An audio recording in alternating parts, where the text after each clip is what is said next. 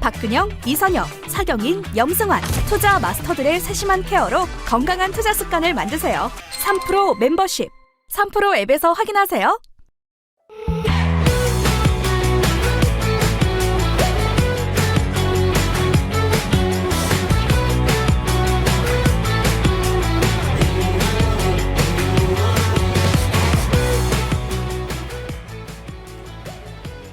깊이가 다른 경제 컨텐츠 3프로TV 오늘 아침 라이브 4월 18일 목요일 순서 시작하겠습니다. 반갑습니다. 정프로고요. 어제 우리 주식이 2600 선이 또 무너졌죠. 코스피 2584로 어제 마감을 했는데 이 큰일 난 거 아닌가 살짝 걱정은 좀 되면서도 그래도 또 몇몇 종목들 올라가는 거 보면 또 희망을 가지다가도 참 쉽지가 않습니다. 자, 하여튼 저희 오늘 아침 라이브에서는요, 먼저 권순우 팀장과 함께 뉴스3 정리를 좀 해드리고요. 그리고 박병창 이사님 오늘 시장 이야기, 어제처럼 좀 더 집중적으로 해부를 해드릴 예정이고요. 그리고 오늘은 저희 3프로TV의 아주 베테랑 기자들 두 분이 각자 해당 전문 분야를 또 취재해 왔습니다. 여러분의 투자에 도움이 될 만한 또 경제를 이해하는 데 도움이 될 만한 내용들 함께 전해드리도록 하겠습니다. 자, 그럼 먼저 뉴스부터 바로 한번 시작을 해보도록 하죠. 우리 권순우 취재팀장 나오셨습니다. 어서 오십시오. 예, 안녕하세요. 3프로TV 권순우 취재팀장입니다. 네, 반갑습니다. 반갑습니다. 네. 미국 증시도 빠졌잖아요. 예, 빠지긴 했는데 네. 근데 뭐 미국이야 뭐 그렇게까지 충격받은 나라는 아니었으니까. 예. 그러니까 어제 이렇게 뭐 이따 뉴스를 전해드릴 건데 환율이라든지 이런 거는 조금은 좀 내려놓은 것 같아요. 마음이 좀 편하게 되는 것 같아요. 내려놨다? 예, 그러니까 와 진짜 뭐 엄청 큰일 나는 거 아니야? 라는 우려 정도에서는 조금 벗어난 것 같아요. 그러니까 어제 그제만 하더라도 진짜 뭐 큰일 생기는 거 아닌가라는 그런 생각을 좀 끝도 없이 들었었는데. 올라가니까. 예. 어제 조금 이제 환율이 빠졌죠. 그러니까 1300 뭐 90. 1400 아래로 내려왔어요. 그렇죠. 예. 예. 내려왔고, 그러니까 어제도 미국 증시에서도 별다른 일은 없었습니다. 네. 근데 그러니까 인플레이션이 요새 잘 안 잡히다 보니까 이제 금리를 좀 내릴 거다라는 기대감은 조금은 좀 사라진 것 같아요. 네. 그러다 보니까 좀 전반적으로 좀 약세를 보였는데 뭐 다우존스 같은 경우가 한 마이너스 0.12% 정도. 그리고 나스닥은 좀 많이 빠졌습니다. 마이너스 네. 1.15%, S&P 500은 0.58% 떨어졌습니다. 근데 여기서 그 ASML이 그 어닝 쇼크가 났어요. 뭐 단기 순이익이 전년 대비해서 40%가 감소했다는데, 근데 사실 ASML 같은 회사들은 그냥 봐도 전 세계에서 유일하게 만드는 회사고 노광 장비를 유일하게 만드는 회사고 여기 거 아니면 아무도 못 사는데 주문은 이미 꽉 차 있다. 그러면 그런 회사가 어닝 쇼크가 어떻게 나지? 라는 생각이 들긴 하잖아요. 진짜 거기는 어떻게 어닝 쇼크가 나죠? 그러니까요. 없어서 못 파는 데잖아요. 예, 그러니까 뭐 중국에다가 좀 못 팔게 해가지고 뭐 그런 거 아니냐라는 얘기가 좀 나오긴 하는데, 어쨌든 1분기에는 중국 판매 비중이 오히려 좀 늘었거든요. 네. 그러니까 전분기에는 한 40% 정도를 차지했었는데 1분기에는 46%로 좀 늘어났습니다. 근데 그럼에도 불구하고 매출은 한 27%가 줄었고 당기 순이익은 40%가 줄었다. 그래요? 예, 그거는 그냥 반도체 경기가 아직까지 턴어라운드를 덜 했다는 정도로 저는 이해했거든요. 그러니까 더 좋을라나 보다. 아니면 이제 이 ASML 같은 데는 약간 조선이랑 좀 혹시 비슷하게 가나? 워낙 이제 큰 장비들이고 좀 비싸니까 이게 계약 받을 때, 수주 받을 때 이제 뭐 돈이 들어온다든지 뭐 이거랑 그 시기가 좀 안 맞아서 매출이 좀 줄 수가 있겠으나 여기는 뭐 없어서 못 팔지 계속해서 하여튼 만들어내는 대로 족족 팔리는 회사잖아요. 그렇죠. 네. 그러니까 이미 지금 신형 장비 같은 경우에는 인텔만 지금 사가고 있거든요. 그러니까 딴 데가 사고 싶지만 못 사는 거잖아요. 못 사죠. 그죠? TSMC나 삼성전자 같은 경우는 25년쯤 돼야 살 수 있다 그래가지고. 예. 근데 여기를 그냥 계속 보고 있으면은 진짜 예. 그 반도체 경기하고 비슷하게 가더라고요. 그러니까 줄은 다 서 있는 거고. 그러니까 뭐 특별히 ASML의 본질적인 문제라기보다는 뭐 미중 분쟁 생기면 중국에 못 팔아서 문제가 좀 생기는 게 있고, 그러니까 중국에서 그 규제 맞을까봐 사재기 할 때 또 이게 늘어나는 정도가 있고. 그래서 그냥 저도 ASML 실적 보고 있으면 되게 신기해요. 그러니까 미중 분쟁 같은 거 생기면은 갑자기 좀 매출 늘어나기도 하고 네. 반도체 경기 안 좋으면 뭐 그러기도 하고. 근데 어쨌든 ASML 어닝 쇼크 나면서 반도체주가 전반적으로 좀 안 좋았습니다. 뭐 AMD도 거의 5% 넘게 빠졌고, 뭐 브로드컴도 한 3.5%, 뭐 퀄컴도 2.5% 이게 다 하락했습니다. 네네. 그러니까 ARM 같은 경우도 마이너스 11%였는데 ARM도 되게 신기하지 않으세요? ARM, 예, 예. ARM. 예, 그것도 아키텍처 파는 회사인데, 그러니까 설계도 파는 회사인데, 그러니까 설계도 파는 회사라 그냥 전 세계 모바일 폰의 95% 정도 다 ARM 거 쓰거든요. 네. 그러면 이 회사가 실적이 뭐 이렇게 올라갈 게 있고 뭐 이렇게 내려갈 게 있나 싶잖아요. 근데 주가는 또 나름 변동성이 커요. 네네네네. 마이너스 11%는 났으니까. 아 그렇습니까? 예, 예. 그 실적 발표 나고 아니요, 그냥 어제. 그냥 예, 예. 아 그럼 반도체에 대한 아직은 좀 불안한 마음들이 좀 남아 있는 건가 싶기도 네. 하네요. 암은 좀 그 AI랑 얽혀가지고 이렇게 많이 좀 변동성이 생기는 것 같아요. 그리고 야, 이게 장사 진짜 잘 되는 회사들도 주가가 저렇게 움직이는구나, 뭐 그런 생각이 좀 들었습니다. 네, 자 첫 번째 뉴스 가보겠습니다. 네, 첫 번째 뉴스는요. 일단 환율 얘기 좀 해야 될 것 같은데요. 어제 저는 처음 봤는데 한국하고 일본의 재무장관이 그 환율에 대해서 공동 개입을 했습니다. 아 일본과 공조예요. 예, 예. 어, 그러니까 어제 제가 말씀드렸던 거는 한국은행하고 기획재정부의 담당 국장 이름 걸고 환율 개입하는 거 저는 좀 되게 낯설게 느낀다 그랬잖아요. 예. 그러니까 환율 개입은 그냥 슬쩍 들어가서 하는 건데 예. 어제는 그냥 뭐 공무원들이 이제 관료들이 그냥 직접 자기 이름 걸고서 공동 개입한 것도 되게 이례적이었는데 어제는 한국하고 일본의 재무장관이 둘이 만나가지고 네. 환율에 갑자기 공동 개입하겠다고 들어갔어요. 너무 두 나라가 너무 떨어져 있으니까. 그렇죠. 그리고 네. 두 나라가 좀 입장이 좀 비슷합니다. 예. 그러니까 두 나라의 입장은 이렇게 금리를 이렇게 좀 조정하기는 쉽지 않고, 예. 그러니까 미국이 금리를 조정을 해줬으면 좋겠는데 네. 미국이 금리 조정을 안 하다 보니까 제일 환율에 영향을 많이 받고 있는 나라라고 하면은 중국, 한국, 일본이거든요. 네. 근데 중국이야 뭐 환율이 자유시장 경제가 아니니까 그렇다 치고 일본하고 한국이 영향을 좀 많이 받다 보니까 지금 그 한국과 일본의 재무장관이 공동으로 개입을 했습니다. 네. 그러면서 이렇게 그 이스라엘과 그 중동 정세의 문제에도 가장 많이 영향을 좀 받았는데 그게 아무래도 기름을 많이 수입해 와서 그런 영향이 좀 있어요. 네. 근데 우리나라가 기름을 생각보다 되게 많이 수입하는 나라입니다. 우리나라는 수입해서 또 뭐 제품 만들어 또 수출까지 하잖아요. 그렇죠. 또 우리나라에서 소비하는 거 이상으로 수입하는 나라일 거 아니에요. 예, 예. 예. 그리고 우리나라가 또 이제 제조업이 발달해가지고 아 사용량이 많구나. 이게 우리나라가 제조업이 발달했다는 얘기를 우리 국민들이 잘 그 체감을 못하는 경우가 많아요. 예. 그러니까 다른 나라가 얼마나 안 만드는지를 잘 모르셔요. 그러니까 우리나라 진짜 많이 만드는 건데. 다른 나라들도 아이 뭐 다 만들겠지 뭐 이렇게 생각하시는데 그쵸. 실제로 제조업하는 나라가 별로 없죠. 예. 예. 그러니까 심지어 그 CES에서 예. 그러니까 미국에서 CES를 하면 보통 한국, 일본, 중국 기업들이 많이 발표를 네네. 하거든요. 근데 그거 보면서 아 한국의 위상 막 이런 거 막 해요. CES 한 절반은 한국이 했다 막 이러면서 그런 거 되게 자부심을 느끼시는데 네. 그거를 보고서 좀 시니컬하게 얘기하는 사람들은 아 원래 그 CES가 가전 전시회잖아요. 예. 가전을 만드는 나라가 없다. 음. 어차피 중국 아니면 한국이다. 아니 그렇죠. 뭐 가전제품 만드는 데가 메이드 인 차이나 아니면 코리아 아니면 가전제품은 진짜 별로 없는 것 같은데. 없어요. 진짜 뭐 우리나라가 설사 베트남 가서 만들지언정 우리나라 기업이 만드는 거거든요. 그래서 좀 그런 부분이 환율에 영향을 많이 미쳐서 네. 그러니까 우리만 환율이 되게 안 좋았나 뭐 생각해 보니까 지금 우리보다 더 불난 데가 이제 일본이잖아요. 그 같이 환율 5일 차트 같이 보시면은 네. 일본도 뭐 분위기 살벌합니다. 확 올랐다가 그러니까 사실은 일본이 더 살벌하죠. 네. 그러니까 일본은 사실 150엔 넘어가면 150엔 넘어가면 안 된다고 막 그랬었는데 이미 154엔 또 못 막았죠. 154엔 안에를 못 내리고 끝냈고 우리나라는 1,400원 터치하고서 내려왔는데 그래도 1,379원 그러니까 1,480원 정도로 마감을 했어요. 5분봉이죠. 5분봉. 아니 5일이요.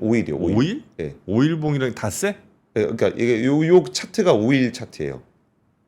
분봉 그래요? 이런 거 아니고 그래요? 예, 예, 기간으로. 왜냐하면 최근 5일이 제일 그 급격하게 움직였잖아요, 환율이. 그래가지고 이게 그냥 5일 차트입니다.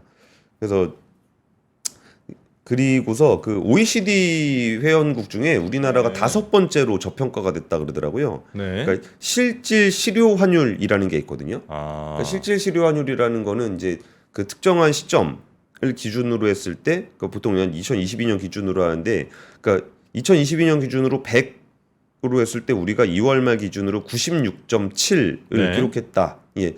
BIS 국제결제은행에서 하는 건데 음. 그게 상대적으로 보면 우리나라가 좀 많이 빠지긴 많이 빠졌더라고요. 네. 그게 그래서 우리나라가 37개국 OECD 37개국 중에 일본, 터키, 노르웨이, 이스라엘에 이어서 5번째로 수치가 낮았다. 그럼 일본은 그러니까 뭐 전 세계적으로 환율이 약한 나라고, 터키는 딱 봐도 그냥 환율이 약할 것 같은 나라잖아요. 네. 근데 이스라엘도 환율이 약할 수밖에 없는 나라인데 거의 우리가 이제 그 급으로 지금 취급받고 있다. 아. 이것도 참 어제 나온 뉴스가 되게 인상적이었습니다. 그러다 보니까 이제 이창용 총재 같은 경우가 하는 얘기가, 그러니까 지금 뭐 일본이라든지 중국이라든지 이런 데 다 같이 좀 절하 압력을 받고 있는데, 그러니까 우리가 하는 거에 비해서 너무 좀 약한 것 같다. 네네. 근데 이게 지금 환율에 적극적으로 개입하지 못하는 이유 중에 하나기도 해요. 그러니까 예를 들어서 좀 환율에 확 개입해야 될 정도로 뭐가 안 좋으면 그러면 개입을 하겠는데, 네. 특별한 이유 없이 안 좋으니까 그러니까 환율에 개입한다라는 거는 지금 환 가지고 투기하는 어떤 세력들한테 떠먹여 주는 거거든요. 아. 그들한테 밥을 주는 거예요? 예, 이 가격에는 내가 그냥 다 사줄게. 그러면 이렇게 위에서 버티고 있는 애들한테 그냥 네네네네. 더 주는 거거든요. 근데 우리가 펀더멘탈하게 안 좋을 때는 좀 막으면서 좀 시간을 벌어볼 것 같은데, 지금은 우리가 펀더멘탈은 괜찮은 것 같은데 그 중동 이슈 때문에 너무 환율이 빠진 것 같아. 네. 그러니까 이거 지금 바로 떡밥 안 줘도 원래로 돌아올 것 같다라는 생각들을 좀 하는 것 같아요. 네네네. 그러니까 구두 개입으로 하는데 구두 개입은 굉장히 세게 하더라. 그래도 어쨌든 요 며칠 사이에 있었던, 근데 지금도 뭐 1,380원이면 엄청 센데, 네. 그래도 그 1,400원 뚫고 1,450원까지 올라가는 거 아니냐라는 공포에서는 조금 벗어나는 분위기입니다. 네, 일단 우리 환율 관련된 뉴스 먼저 하나 좀 전해드렸고요. 일본과 우리가 공동으로 지금 재무장관들이 만나서 개입을 한다. 예, 예. 네, 이런 뉴스입니다. 두 번째 뉴스는요? 두 번째 뉴스는요, 미국이 중국산 철강 알루미늄에다가 관세를 3배 인상하겠다 라는 보도가 나왔습니다. 네. 근데 확실히 이런 뉴스들 보면 자유무역의 시대는 이제 끝난 것 같아요. 네. 그냥 예전에는 네가 싸게 만들어서 팔면 좋지, 요런 인식이 있었거든요. 네. 그러니까 우리가 이제 소비자 입장에서 보더라도 누가 이렇게 싸게 만들면 좋은 거잖아요. 그럼 내가 싸게 살 수 있으니까. 네. 예전엔 그걸 좋아했는데 지금은 누가 싸게 판다 그러면 싫어해요. 너 싸게 팔아가지고 내가 망하면 어떡하냐. 요 인식이 굉장히 강해졌거든요. 그래가지고 좀 이 부분에서 바이든 대통령이 중국산 철강과 알루미늄 제품에 대해서 관세를 3배를 올려라 네. 라고 지시를 했다는 겁니다. 이제 무역 대표부 USTR에다가 지시를 했다는 건데, 네. 지금 평균적인 관세가 중국의 철강과 알루미늄에 대해서 7.5% 정도를 받고 있는데, 네. 바이든 대통령이 25%를 권고를 했다는 거예요. 그러면서 이 부분이 보통 이런 식으로 이제 관세를 막 3배씩 올릴 때는 네. 정말 구조적인 문제가 있는 경우들이 좀 있거든요. 여기서 뭐 덤핑을 한다거나 거기에서 뭐 보조금을 지급한다거나 네네네. 뭐 이런 부분들이 있는데, 저도 이 부분에 되게 관심이 많아가지고 계속적으로 이렇게 보고 있거든요. 이게 얼마나 심각한 문제가 있는지. 근데 뭐 이런 얘기 드리기가 좀 이상한데 별로 없습니다. 뭐 구조적인 문제 같은 것들이. 예. 예. 이게 뭐냐면 중국에서 이미 그 철강 같은 경우는 네. 관세를 비롯한 되게 다양한 걸 맞아서 별로 없어요. 그러니까 2014년 기준으로 미국의 중국산 철강 수입량이 한 300만 톤 정도 됐거든요. 네. 근데 지금 작년 기준으로는 60만 톤이에요. 그러니까 300만 톤에서 60만 톤으로 줄어들었다는 건 거의 5분의 1 토막이 났다는 거잖아요. 그러니까 이미 관세 때문에 잘 효과가 없고, 알루미늄 같은 경우는 그 전체 알루미늄 수입량이 한 546만 톤 정도가 되는데 그 중국산 알루미늄이 20만 톤이니까 거의 많지도 않네. 4%? 예. 얼마 없어요.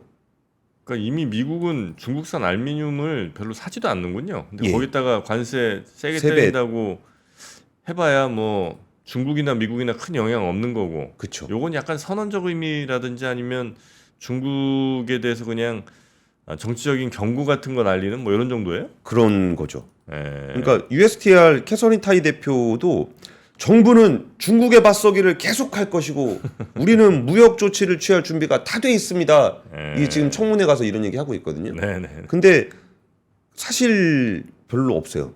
그러니까 이게 이제 바이든 대통령과 트럼프 대통령의 관계를 좀 느껴볼 수 있는. 트럼프 대통령도 사실 바이든 대통령은 중국 때리기를 엄청 했잖아요. 네. 근데 트럼프 대통령은 저얘 친중이다. 바이든 친중이다 막 그러고 있잖아요. 네. 그러니까 바이든 대통령도 억울해. 효과가 있든지 없든지 네. 그냥 가서 뭐 세게 때리겠다. 뭐 그런 얘기 하고 있는 거고. 그리고 여기에 되게 또 상징적인 일 중에 보통 이래봐야 소용이 없는데 이미 한번 이쪽은 이제 친중이고 이쪽은 완전 반중 이미지가 있으면 예, 아무리 친중 이미지에서 그거 벗어나려고 이것저것 해봐야 트럼프 따라가기는 쉽지 않은데 그쪽으로는 차라리 다른 걸 공격해서 뭘 하지. 이런 걸로 과연 될까? 근데 이게 되게 재밌는 게 예. 그 US 스틸 있잖아요. 네. US 스틸을 이제 일본에서 US 스틸을 인수하려고 그러잖아요. 네. 일본 제철이. 그러니까 이거를 뭐 다 반대하고 막 그러는데 이전에 몇 번 말씀드렸는데 US 스틸은 미국의 1위 철강 회사가 아닙니다. US 스틸이요? 예. 한 3위쯤 되나? 이름만 US 스틸이죠. 그러니까 옛날에 옛날. 뭐 카네기 철강 시절에 뭐 전 세계 철강의 몇 퍼센트를 하던 요런 회사인데 뭔가 이름이 US 스틸이니까. 그러니까 이름이 US 스틸이잖아요. 예, 그거 누가 딴 나라에서 산다고 하면 굉장히 자존심 상하는. 그 심지어 이게 동양에서 산다 그러니까 예. 거기서 막 트럼프 대통령 막 난리치고 막 바이든 대통령도 이거 반대하고 막 그래가지고 막 그런데 US 스틸이 얼마 전에 주주총회를 했어요. 네. 그리고 일본 제철과의 합병안을 올렸거든요. 근데 그 찬성 의사가 합병에 대한 찬성 의사가 98%예요. 예. US 스틸의 주주들은 일본 제철에다가 파는 건에 98%가 찬성하고 있는 상황이에요. 근데 백악관은 또 안 된다 이러고 있고. 근데 그 얘기를 지금도 계속 하고 있고 그 뉴스 나오는 거 보니까 그 17일이면은 어제군요. 그러니까 미국 시간이니까 어제니까 어제 밤에 했을 것 같은데 그 피츠버그 러스트벨트 가가지고 네. 거기서 막 US 스틸을 어떻게 동양인이 삽니까? 막 이런 거 하고 있고 바이든이. 예, 거기다 뭐 철강이랑 알루미늄에 관세 3배 때리겠습니다. 근데 거기 뭐 만들지도 않는 데고 그래서 이 부분들은 그 굉장히 정치적으로 봐야 되는 부분이 좀 많다라는 느낌이 들었어요. 정치적인 것도 국내 정치적으로 예, 이번 그러니까 대선 미국 국내 정치적인 네네네네. 이슈를 글로벌하게 어떻게 받아들일 것인가를 좀 고민을 많이 해야 되는 그런 상황인 것 같아요. 다만 이제 이게 우리랑 그렇다고 아예 상관없는 건 아니고 이런 기조나 이런 분위기 같은 것들이 계속 아마 대선 때까지 이어질 텐데 그쵸. 거기에 우리 기업이나 우리의 수출이 혹시 영향을 받지 않을지 혹은 뭐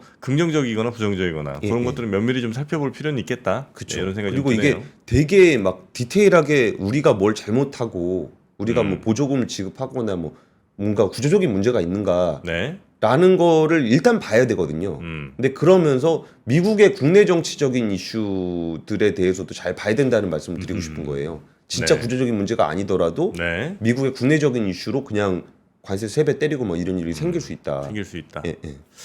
자, 그러면 세 번째 뉴스도 한번 가보겠습니다. 네, 세 번째 뉴스는 그 남이 얼마 버는가에 대한 이야기입니다. 아유, 관심 많죠. 예, 그 신한은행이 보통 사람 금융생활 보고서라는 걸 발표했는데 상위 20% 가구의 월 평균 소득이 1,085만 원이랍니다. 상위 20%? 예, 예. 어떠세요? 월 1,000? 네, 월천. 월천 대사면 상위 20%예요. 예, 예. 월천 대사님은 또 이게 부동산 쪽에 유명하신 분인데. 아, 그래요? 예, 예. 월 1,000. 이 1,000이 이게 저 세후인가? 세후요. 새우. 네, 네. 아, 새우 월천. 왠지 정프로님이 그거 물어보실 것 같아갖고 네. 제가 따로 알아봤어. 세전인가 새우인가. 월천 새우 월천이면 사실상 한 1억 한 6, 7천 정도? 더 되나? 1억 한 7, 8천 되나? 근데 여기서 네. 그 제가 정프로님이 그런 얘기 하실 것 같아갖고 디테일하게 준비했는데 뭐냐면 이게 역시. 한 사람이 하면은 네. 세금을 많이 냅니다. 아, 이 가구 소득이니까. 네, 가구 소득이에요. 음. 그래갖고 두 사람이 하면은 세율이 크게 달라집니다. 그렇죠, 그렇죠, 네. 그렇죠. 아, 그럼 월 한 6, 700 정도 네. 두 분이 모으시면 되겠네요. 네, 그 정도면 상위 20%다 이거죠? 네, 네. 아, 그리고 보통 가구가 544만 원. 차이가 많이 나죠. 보통 가구, 그러니까 평균. 네, 네. 그리고 그리고 하위 20%는 네, 195만 원. 190 월. 네. 진짜 차이 많이 나죠. 아, 그래요. 한번 표로 같이 보시면은 네, 5구간이 상위 20%고 1기간이 하위 20%입니다. 근데 한 5.6배 정도 차이가 나더라. 예, 예, 예. 그러니까 저는 그 생각보다 격차가 좀 많이 난다는 거에 놀랬고 보통 가구 기준으로 544만 원이라는 것도 조금은 의외였습니다. 가구 기준이면은 뭐 맞벌이들도 꽤 있을 건데 그렇죠. 근데 544만 원이면 생각보다 적은데? 라는 생각이 좀 들었어요. 여기에 이제 뭐 예를 들어 애들 있고 이러면 어쩔 수 없이 나가는 마치 세금처럼 나가는 돈들이 또 엄청 있잖아요. 예, 예. 예, 거기에 뭐 통신비가 한 3인 정도만 하더라도 그냥 한 2, 30은 그냥 나가야 하실 거고. 예, 예. 근데 최저임금 월급으로 받으면 한 200만 원 조금 넘거든요. 예. 근데 그거 두 분이서 버시면 한 그러면 한 400만 원 되는 거잖아요. 그거 조금 넘기면 이 돈이네. 그러니까. 평균이네. 예, 그래갖고 생각보다 적은데라는 생각이 좀 들었고 아, 여기서 빚 갚는데 54만 원을 쓴다고 나왔어요. 보통 가구 기준으로. 빚 갚는데 54만 원. 이 중에 예. 근데 빚 갚는데 더 쓰지 않나? 라는 생각도 좀 들었고. 네네네. 소비는 276만 원. 전년 대비해서 소비가 꽤 늘었습니다. 그러니까 그러면- 그냥 평균으로 따지자면 한 540 벌어서 절반 쓰시는 거네. 그렇죠. 아, 그리고 식비가 생각보다 많이 들어갑니다. 식비는 많이 들 수밖에 없어 진짜. 한번 같이 보실까요? 예. 여기서 지금 소비액 기준인데 네. 와 식비가 가운데 하늘색이 저 네, 식비예요? 식비예요. 월세 관리비 공과금이 50만 원, 식비가 103만 원, 의류 패션 잡화비가 27만 원. 이거 5구간이니까 상위 20% 기준입니다. 와. 식비가 절반이 넘어요. 아니 이게 돈 많은 사람이 없는 사람이 식비가 저렇게 많이 든다고요? 네, 식비 진짜 많이 들어요. 아.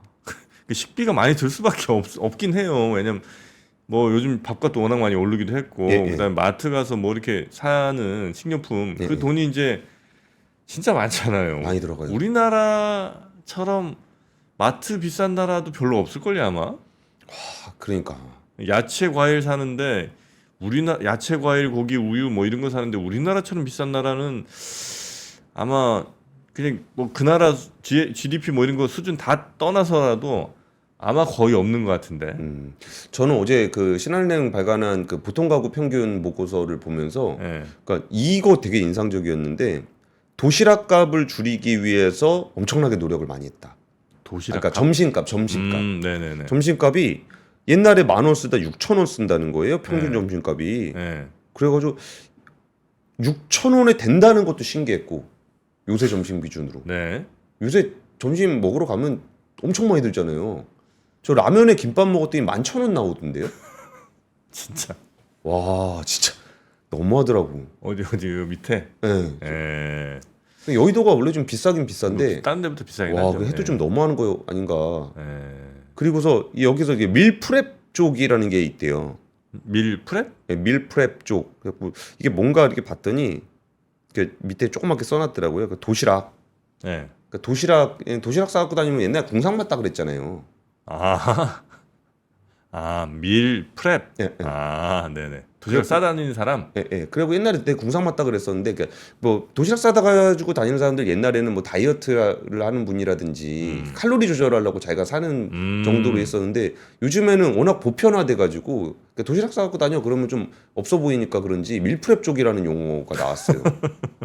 그래요? 밀프렙 쪽. 예, 예. 그리고 이런 거 보면서 네. 아 이것도 좀 신기했습니다. 부동산 얼마나 갖고 있을까? 부동산. 네. 네. 상위 20%가 9억 3천이에요. 아, 상위 20%가 한 10억쯤 갖고 있고 부동산. 예, 자산 증가액 기준이니까 뭐 그렇게 아니 그러니까 자산 규모니까 네. 그러니까 생각보다 작은데? 라는 생각이 좀 들었어요. 지금 이제- 집값이 얼마인데 그렇죠. 서들 중에 10억 안 되는 데가 거의 없으니까. 그러니까요. 그거 보면서 아 나만 빚이 많은 게 아니구나. 상위 20%도 빚이 많구나. 아, 저게 그럼 빚 빼고 그거겠죠, 그죠? 예, 그런 그래야겠지. 것 같아요. 예, 예. 예. 만약 빚 포함이면 뭐 저보다 훨씬 늘어날 것 같긴 하고. 예, 예, 예. 네. 그래서 그냥 뭐 되게 그 촌스러운 얘기인데 네. 아 우리가 너무 인스타만 보고 살았나 보다. 남들은 막 맨날 스테이크만 먹고 아, 되게 좋은 집에서 한강뷰에 오마카세하고, 예. 막 진짜 떵떵거리면서 살고 막 남들은 막 진짜 포르쉐 타고 막 그런다고 생각했는데 네. 막상 평균 보고서를 보니까 진짜 그 점심값 때문에 고민하고 네. 거기에서 아 그 식비 어떻게 좀 줄여볼까 고민하는 게 보통 가구는 대부분 그런가 보다라는 걸 좀 그분들이 이제 상위 1%뭐 이런 분들이라고 봐야 되겠죠? 그거 아닌 것 같고 예. 그 자기 인생에서 되게 그 자랑할 만한 날만 올리는 거죠. 아, 자기 인생의 1%인 날만 그럼 올리는 그쵸, 걸로. 그쵸. 예. 현실은 시국자. 아니, 현실은 그 밀프렙 쪽인데 가끔 스테이크 먹는 날만 이제 SNS에 아니, 뭐 올리니까. 그렇겠죠. 예. 예. 알겠습니다. 아유, 하여튼 굉장히 뭐라고 합니까? 5분위? 1분위? 예, 1분위와 5분위 차이가 꽤 많이 나는 예. 그런 통계를 또 보여주셨고 아마 1분위 내에서도 또 굉장히 아마 편차가 클 겁니다. 그죠? 네, 예. 네. 자, 그러면 우리 권 팀장님과의 뉴스는 이 정도로 네, 정리하고요. 박병창 이사님 바로 좀 모시도록 하겠습니다. 예. 우리 권 팀장님 고생 많으셨습니다. 예, 네, 감사합니다. 들어가시죠. 네.